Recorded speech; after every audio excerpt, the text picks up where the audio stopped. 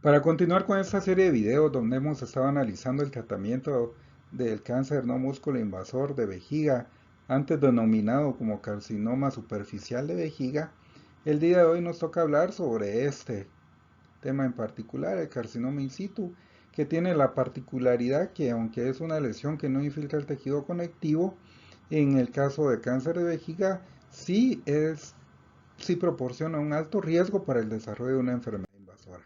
Yo soy el doctor Hugo Castro, oncólogo del Grupo Ángeles, y ahora vamos a empezar hablando de algunos datos epidemiológicos sobre el cáncer de vejiga, principalmente que es una enfermedad de hombres, que en el 2020 en Estados Unidos se diagnosticaron 56.000 nuevos casos, ocasionó 12.000 muertes, fue el cuarto lugar en hombres y el décimo en mujeres, pero lo que nos ha llamado la atención como oncólogos médicos es que siendo un cáncer que no es tan frecuente como el cáncer de colon, el cáncer de mama y el cáncer de próstata, sí lleva o involucra mayores costos para las instituciones cuando ocurren recurrencias.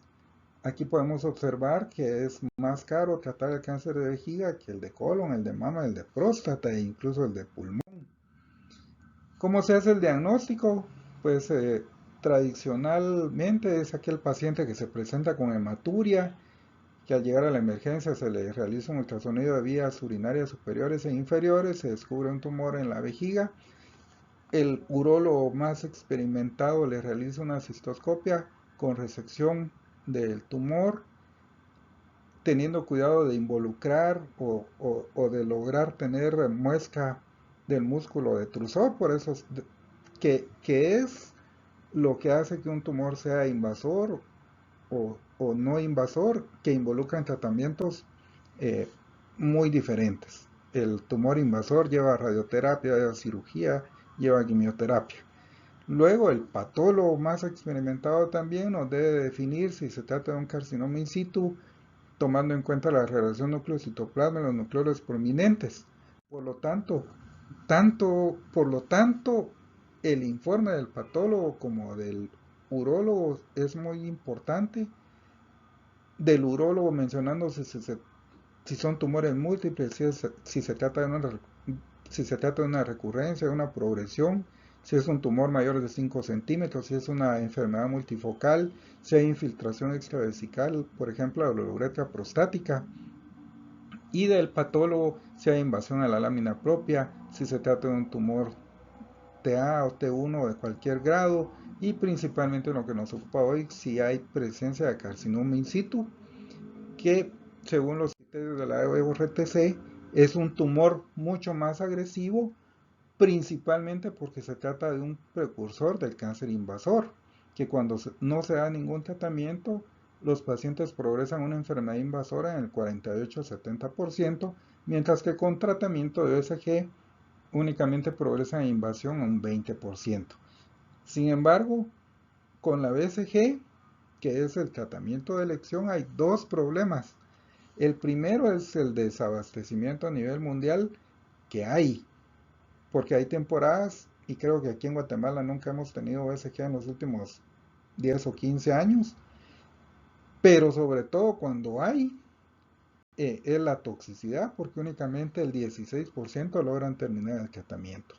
En conclusión, el carcinoma in situ, la presencia de carcinoma in situ es suficiente para considerar un tumor como de alto riesgo por la frecuencia de invasión. ¿Cuáles son las opciones terapéuticas para cáncer no invasor en general? Resección transuretral, cistectomía como una terapia de última elección, el tratamiento con láser, terapia fotodinámica, y de lo que vamos a hablar en el resto de esta plática, la terapia intravesical con BCG, quimioterapia y otras alternativas que tenemos. El fundamento teórico para utilizar BCG es que se ha demostrado que desencadena una respuesta inmune en la vejiga, ocasionando la presencia de células presentadoras de antígeno, de macrófagos, de natural killer, que logran controlar a las células tumorales. con la producción de diferentes interleuquinas, y se han ensayado diferentes esquemas. Tradicionalmente se ha ensayado el esquema de una aplicación semanal por 6 semanas, y con el transcurso del tiempo se han ido probando diferentes esquemas de mantenimiento. En este estudio publicado en el 2000 fueron 660 pacientes cuyo objetivo era disminuir la recurrencia en pacientes que tenían al menos 2 recurrencias en un tiempo menor al año, ¿verdad? Aquí fueron 2 grupos, uno que utilizó la BCG durante 6 semanas, cuya supervivencia libre de progresión a 6 meses era de 68%, mientras aquel grupo que utilizó un esquema de mantenimiento más prolongado, la sobrevida libre de progresión fue de 84%.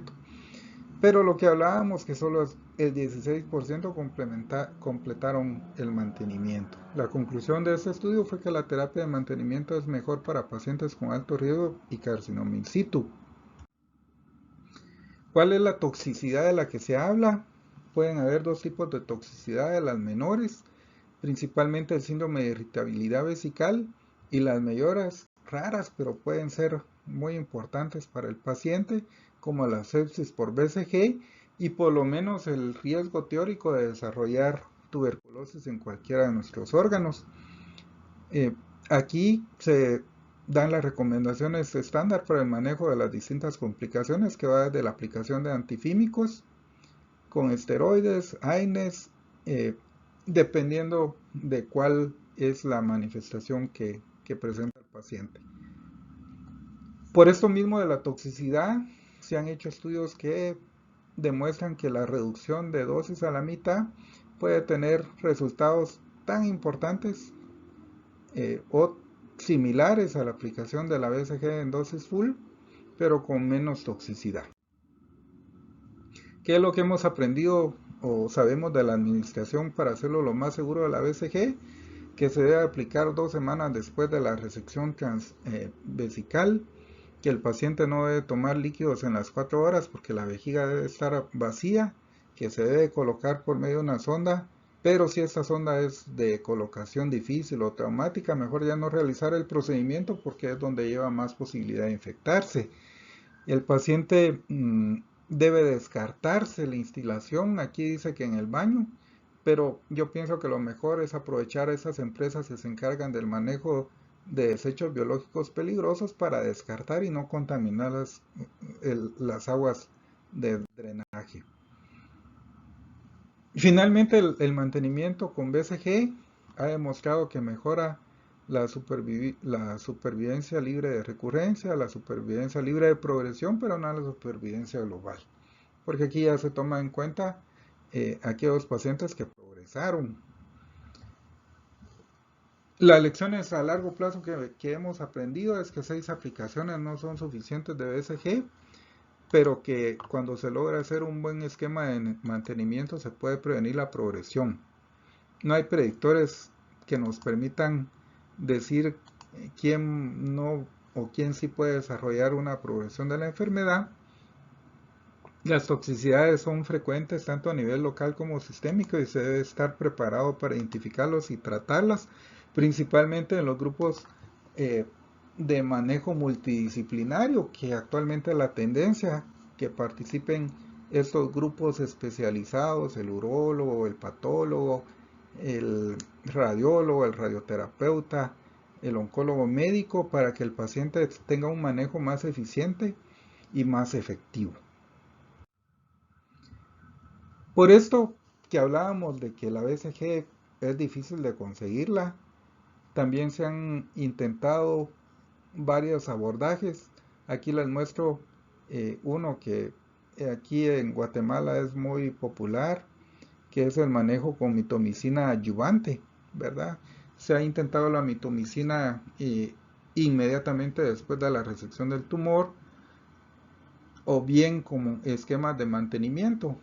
Por ejemplo, aquí fueron un metaanálisis de 1500 pacientes donde se demostró que el 48% recurrían con solo resección, mientras el 36% recurrían después de la instilación de un ciclo posoperatorio de mitomicina.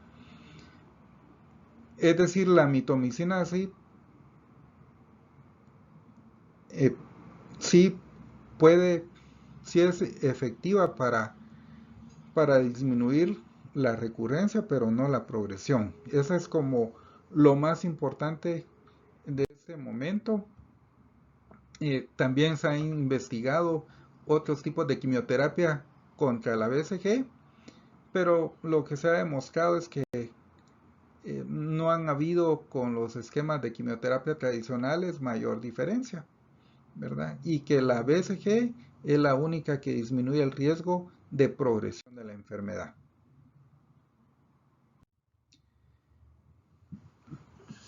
¿Qué hacer cuando no tenemos mitomicina ni BCG como en el caso de la institución? Pues hay varias experiencias importantes. Yo le voy a demostrar esta, que es, se comparó la gencitabina contra mitomicina en cáncer recurrente de vejiga.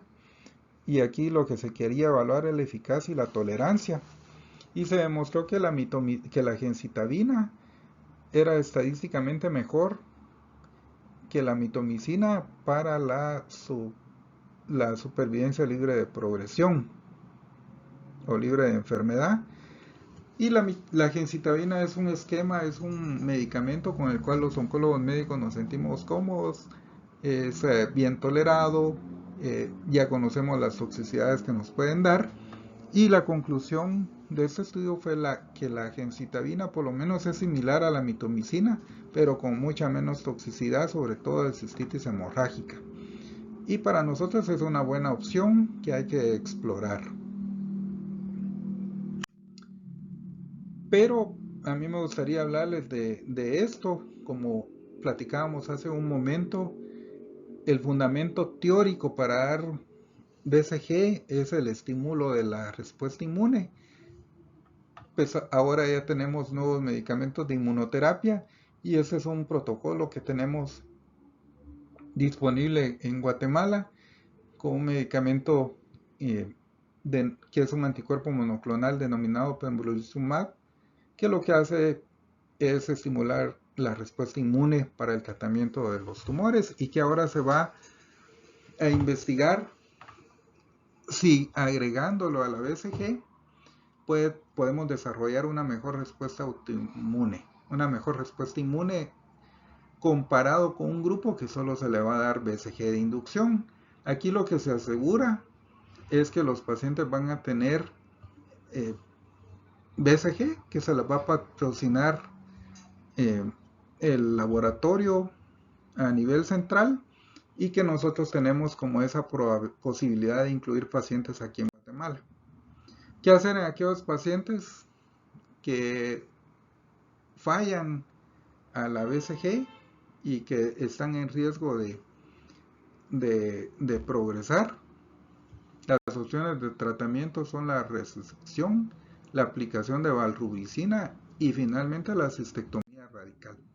La valrubicina es un tratamiento de un antricicleno que es parecido a la doxorubicina. La FDA, lo importante de ese medicamento es que la FDA lo aprueba como un tratamiento para aquellos pacientes que han recurrido a múltiples dosis de BCG, que es como un paso previo a la cistectomía, ¿verdad? Porque tradicionalmente la cistectomía ha sido el tratamiento de elección a estos pacientes que tienen más de 2 o 3 o 4 recurrencias.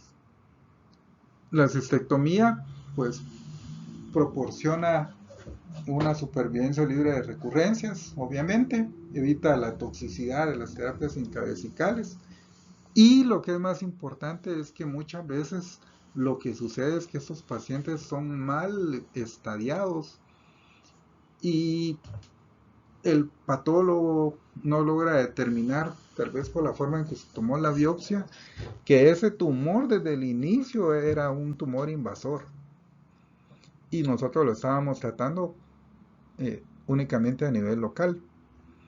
Entonces hasta un 35% ocurre en esa situación que se infraestratifican los tumores. Y hasta ahí vamos a a dejarlo por hoy. Cualquier duda, pues nos pueden localizar en la página y enviarnos sus mensajes. Hasta luego.